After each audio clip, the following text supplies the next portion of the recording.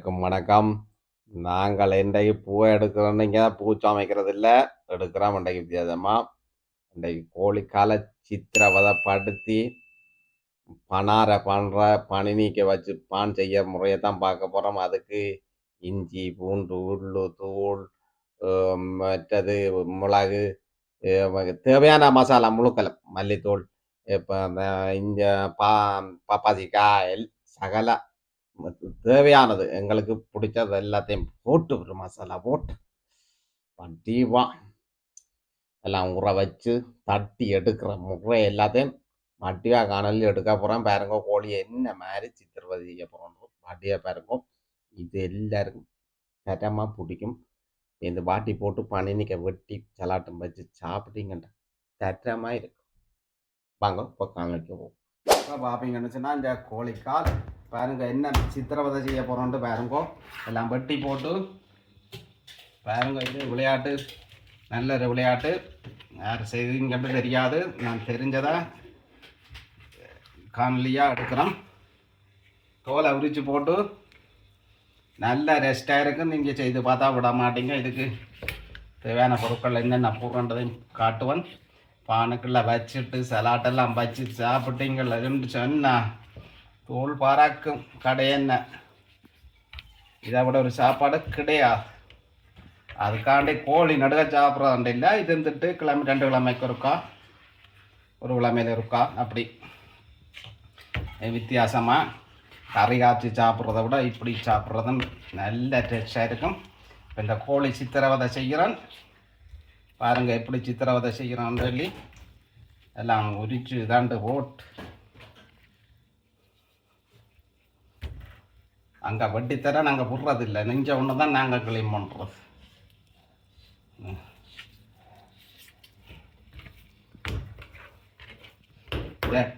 வெட்டி அறிவம் போடு.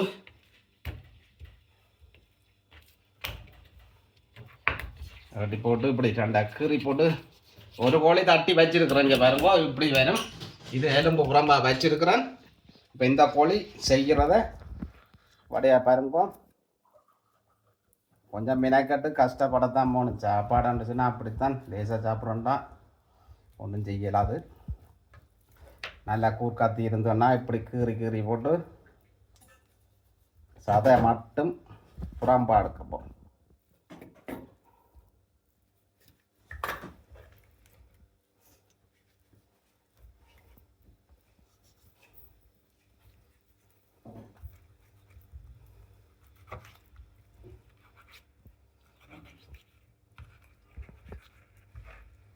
கொஞ்சம் சதை அதோடு வந்தாலும் அந்த எலும்பு உரைய மாட்டோமா. எலும்பு வந்து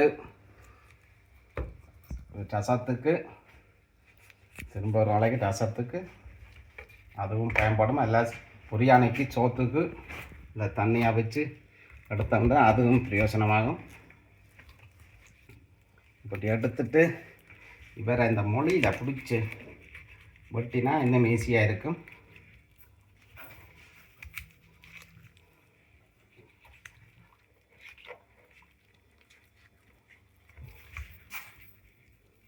புறம்பா பாதி எடுத்துட்டு பாருங்க. எப்படி கொஞ்சம் மினைக்கட்டு தான் விதியை பிடிச்சி காட்டணும். என்னச்சுன்னா என்ன மாதிரி புறம்பா எடுக்கணும். இது எலும்பு கொஞ்சம் வந்துட்டுது.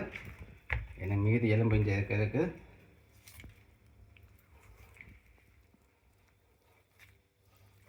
ஆனால் செய்தால் நீங்கள் கோழியில் இப்படி ஒருக்கா செய்தீங்கன்னா விட மாட்டோம். இது தனி எலும்பு சாதா கொஞ்சம் வந்தாலும் பிரச்சனை இல்லை. அப்படி எடுத்து வச்சுட்டு ஒரு முறை வடிவாக எப்படி செய்கிறோன்னு காட்டும் பார்ப்போம். இது அப்படியே எலும்பு 2 கோழின்ற எலும்பு காலுன்ற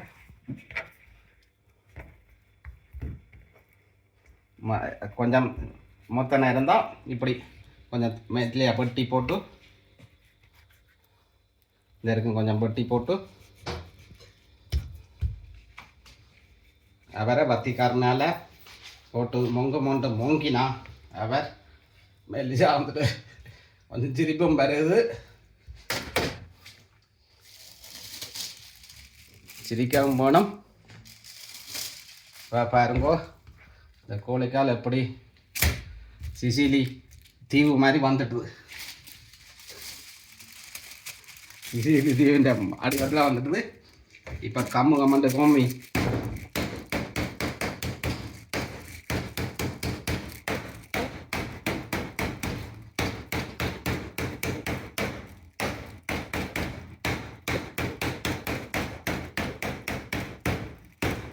ரெடி. 2 கோழி ரெடி ஆயிடுச்சு. சிறிது நேரம் கழித்து பார்ப்போம் மசாலா அப்படி போடுறது வாட்டுறது அப்படின்றத சிறிது நேரம் கழித்து பார்ப்போம். இப்போ பான் தூள்னு சொன்னால் தெரியும் எல்லாருக்கும். இங்கே ரஸ்கன்னு சொல்லுவாங்க. ரஸ்க்கு பான் தூள் தேவையான அளவு போட்டுட்டு இப்போ இந்த கோழி மசாலாலாம் ஊறி இருக்குது. இதை போட்டு மேலே படியாக போட்டு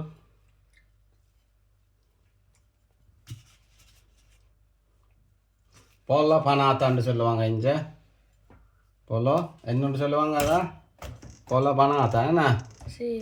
இதை நான் இப்போ வாட்டுறத இது நல்ல டேஸ்ட்டாக இருக்கும்.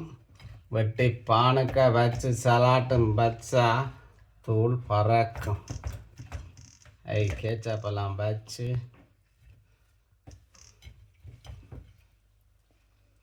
எலும்பு பாந்தரைச்சி தானே அதெல்லாம் சிலது இப்படி இருக்குது. இப்போ வாங்க பதிலால் போடுறத பார்ப்போம்.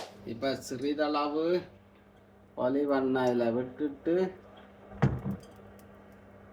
இந்த கோழியை இதை அடுப்பை கூட்டிட்டு இந்த கோழியை இதில் எப்படி கிடந்த கோழி எப்படி இருக்குன்ற பாருங்க. இது வெந்து வர கலர் மாதிரி நல்ல மேலே கொஞ்சம் ஒலிவெண்ணெய் கூடுதலாக ஒலிவெண்ணெய் தான் பாவிக்கிறது. சிறிது நேரம் கழித்து பார்ப்போம். இப்போ இது ஆப்பிள் பட்டுதான். இந்த ஆப்பிள் நல்லா கோழி மாட்டிக்கொண்டு இருக்குது. அதில் ஆப்பிளை உடனே சலாட்டு போடையக்க தான் ஆப்பிள் வெட்டுறது. என்னடா இல்லாட்டி கருப்பாக வந்துடும். உப்பு தண்ணியில் ஊற போட்டு கழுவினது.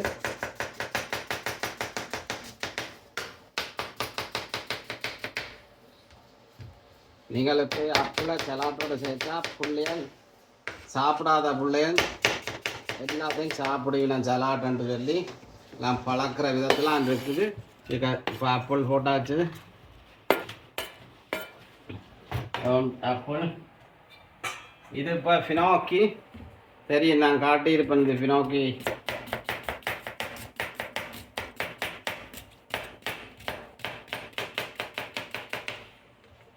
ஃபினோக்கியும் வந்து சலாட்டு நாங்கள் உப்பு தேய்ச்சிக்க அப்படியே தான் வெட்டி போட்டு உடனே கலக்கணும். இல்லாட்டி கயிறு வந்துடும் ரெண்டு தான் உடனே விட்டுறோம் கலை கோழி வாடகைக்கு.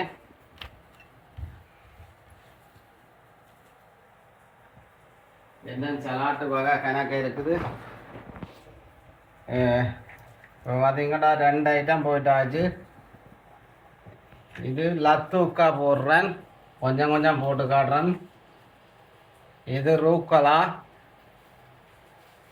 கேரட்டு, மாய்ஸு, ஒலிவங்காய்,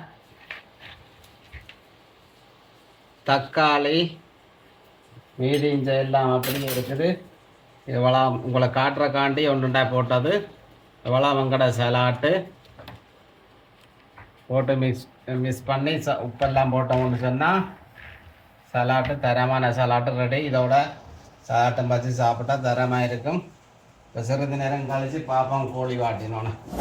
கரெக்டு எடுத்துக்கொண்டு தான் ஒரு நான் மருத்துவ குறிப்பு ஒன்று சொல்கிறேன். என்னதுன்னா ஒரு கரெக்டுக்கு ஒவ்வொன்றுக்கும் ஒவ்வொரு இது நான் சொல்லி கொண்டு வர்றது.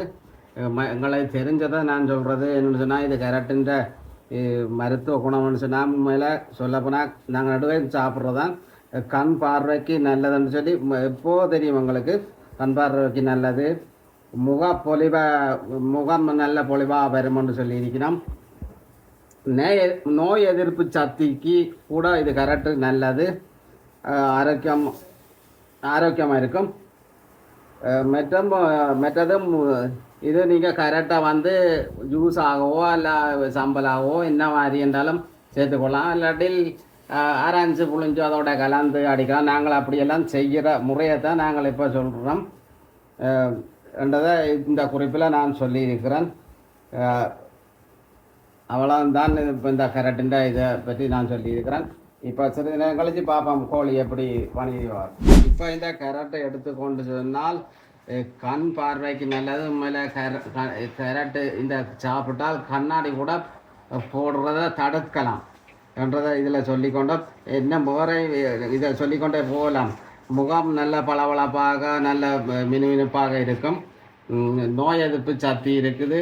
தினமும் ஒரு கரெக்டு சாப்பிட்டால் உண்மையில் இதுக்கு ஆரோக்கியமாக இருக்கும்ன்றதை நான் இதில் சொல்லிக்கொள்ளும்.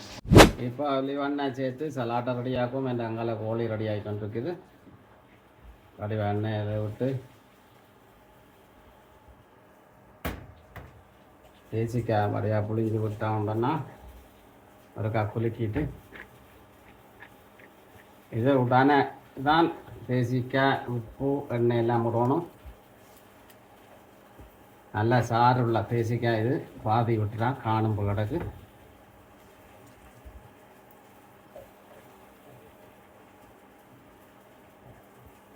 இதுக்கு கொஞ்சம் உப்பு சேர்ப்போம். உப்பு எடுத்தால் உப்பு சேர்ப்போம். கொஞ்சம் ஒரு உப்பு அங்கே உப்பு போடுறேன். உப்பை போட்டு வடிவாக கிளறி விட்டு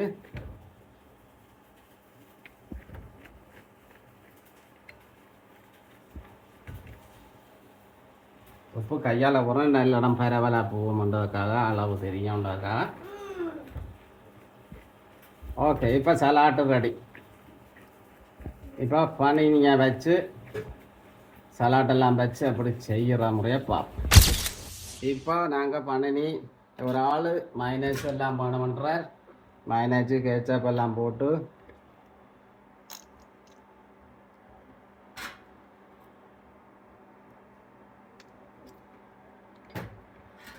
இறைச்சி எடுத்து வச்சுட்டு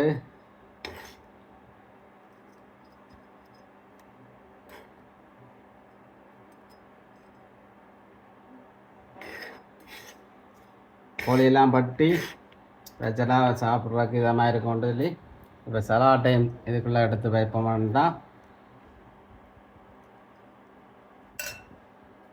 கொஞ்சமாக சலாட்டை வச்சுட்டு சலாட்டை எக்ஸ்ட்ராவாக நாங்கள் சாப்பிட புறா கொடுக்குறது. இப்போ வேட்ட பனினி ரெடி ஆகிட்டுது.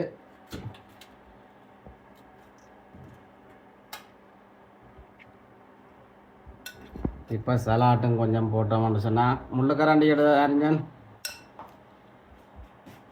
வீட்டில் என்றபடியாக நாங்கள் இப்படி சலாட்டு போட்டு சாப்பிட்றோம். கடையில் இப்படிலாம் தர மாட்டேன் தானே. இப்போ சாப்பாடு ரெடி. இத்துடன் இந்த காணொலியை நிறைச்சதுண்டு. மீண்டும் இன்னொரு காணொலியாக சந்திப்போம். பாய்.